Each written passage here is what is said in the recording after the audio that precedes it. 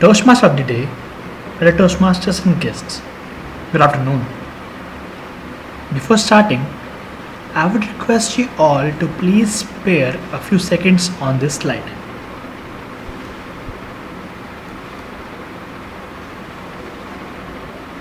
Thank you. So, how many of you have seen this?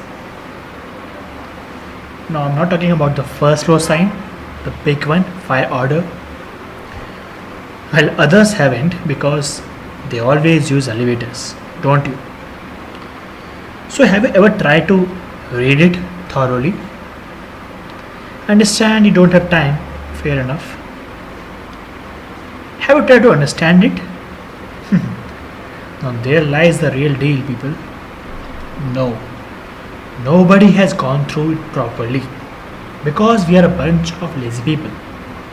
We don't have time to read things.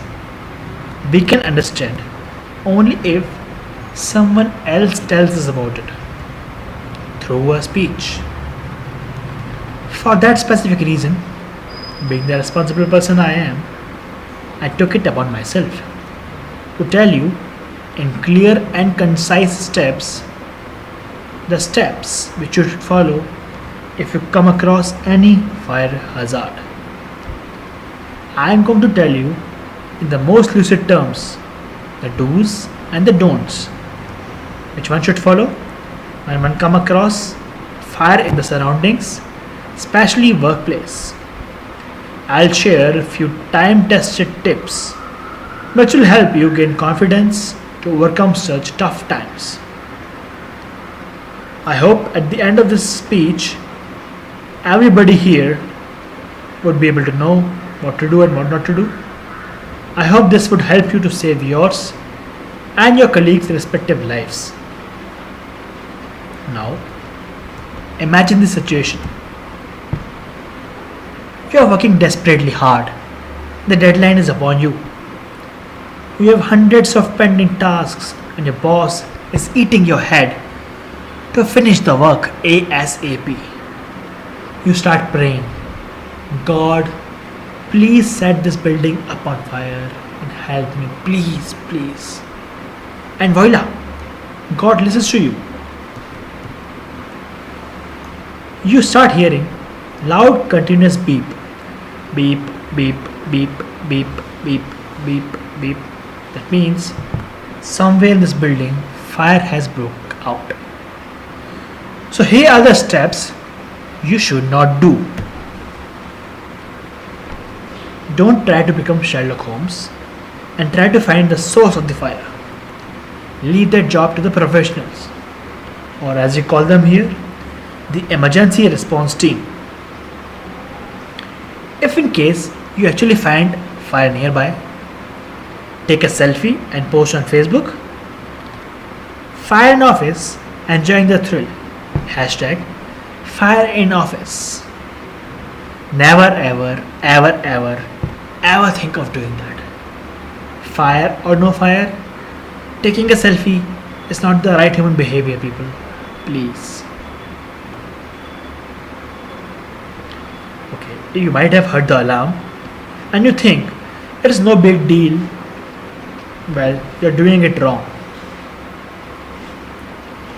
You can't just sit there and write mail to the authority. Dear Fire Department, it has come to my notice there is a continuous alarm beeping. Sorry. Dear is too formal. Hi fire, people. I think it's burning somewhere. SOS. No, this is wrong. Here are the steps you must do in case of fire. First escape and then call for help. Leave all your belongings, laptops and even girlfriends and just run. You may inform others on the way, but don't wait for anyone. Remember that they will also not wait for you. That is how life is, unfortunately. Now, where would you run? Good question. Thanks for asking.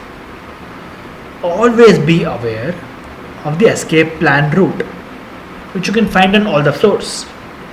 Keep that in mind and find the way to the stairs as soon as possible. Head over to the safe assembly area straight. Do not take a detour. Go there and, as instructed by the ERT people, stand in line so that they can take a head count. One more thing. Do not use elevators when you are running. Always use stairs. So, if in case now there's nobody to help, you don't know the way to run, only and only in that case, you can try to douse the fire. But how? You can do that by being a superhero. How does that work? Well, so that you don't become a no more, you should know more about fire extinguishers. Generally, in a workplace environment, there are three kinds of fire extinguishers: Class A, Class B, and Class C. Class A is for ordinary solid combustible substances like wood, cloth, paper. Class B is for flammable liquids and gases fire. And Class C is for electrical fires. Remember not to use water in case of this kind of fire. You could get electrocuted. Well, we do not know when an emergency might strike, but it is always good to be geared up to the knowledgeable level and enough to handle it. There's a recap for everything. Always attend fire drills. Do not go and work from home. Always keep the escape routes clear. Do not consider your stairs as storerooms. If you smell something weird, fire-wise, report immediately. Always listen to the ERT people. Well, they are the trained professionals and they know how to deal with this kind of stuff. These are the references I used to make the slide. I hope everything here was important for you. I wish you the best and safe working environment, and I hope that you never get fired. Thank you.